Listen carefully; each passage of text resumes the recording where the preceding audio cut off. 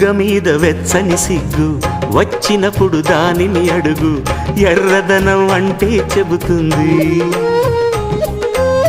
పెదవి కొమ్మ పూసిన పువ్వు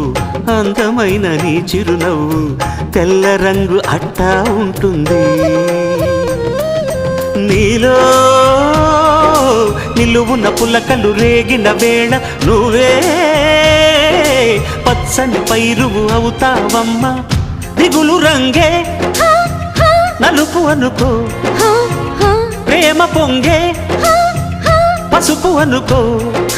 భావాలను గమనిస్తుంటే ప్రతి రంగును చూస్తున్నట్టే చూపులు ఎవరివైనా చూపించే లోకం ఒకటి